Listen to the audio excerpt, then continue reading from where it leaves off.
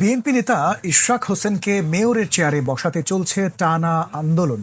সময়ের সাথে বাড়ছে এই আন্দোলনের তীব্রতাও। এতে স্থবির হয়ে পড়েছে ঢাকা দক্ষিণ সিটির কার্যক্রম, আর এতে করে চরম ভোগান্তিতে পড়ছেন সাধারণ মানুষ। এদিকে ইশরাকের শপথের বিষয়ে কাল সকাল 10টা পর্যন্ত সরকারকে সময় বেঁধে দিয়েছে দক্ষিণ সিটি শ্রমিক কর্মচারী ইউনিয়ন। এই সময়ের মধ্যে দাবি আদায় না হলে কর্মবিরতির হুঁশিয়ারি দিয়েছেন তারা। এই ইস্যুতে শুনানির পর আদালতের আদেশ কাল।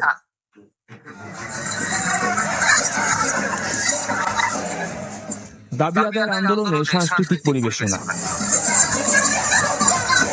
বিএনপি নেতা ইশরাক হোসেনকে মেয়রের চেয়ারে বসাতে রীতিমতো মঞ্চ বানিয়ে নগর ভবনের প্রধান ফটকের সামনে টানা 6ষ্ঠ দিনের মতো চলছে এই কর্মসূচি।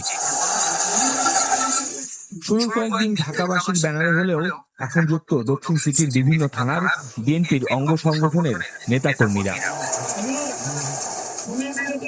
রাজপথ স্লোগানে উত্তাল, অপরদিকে নগর ভবনের ভেতরে বন্ধ দাপ্তরিক কার্যক্রম।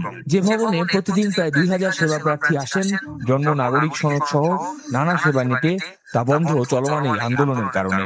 শুধু কি তাই, সিটি কর্তৃপক্ষের বার্ষিক কাজের বড় চিন্তা থাকে ঈদুল আজহা উপলক্ষে পশুর হাটের ইজারা আর বর্জ্য ব্যবস্থাপনা।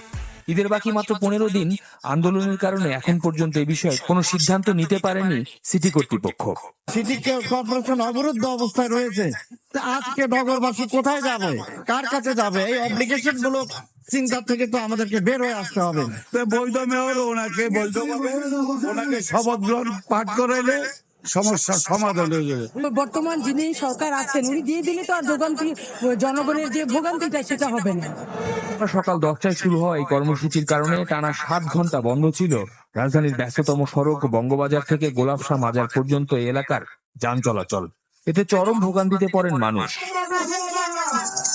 বৃষ্টির মধ্যে বিকেল পর্যন্ত চলমান থাকে আন্দোলন। শ্রমিক কর্মচারী ইউনিয়নের নেতারা হুঁশিয়ারি দেন, ইশরাক হোসেনকে মেয়র পদে শপথ না দিলে বন্ধ করে দেয়া হবে বর্জ্য অপসারণ সহ অন্যান্য সেবা।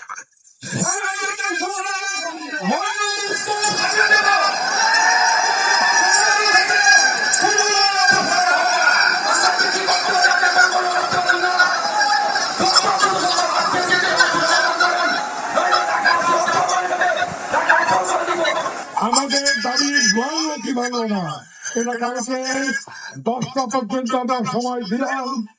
এই 10টার মধ্যে যদি আমাদের দাবি না মানে, তাহলে সেই 10টার সময় আমরা কালকে কঠিন থেকে কঠিন কর্মসূচি আমরা ঘোষণা করব।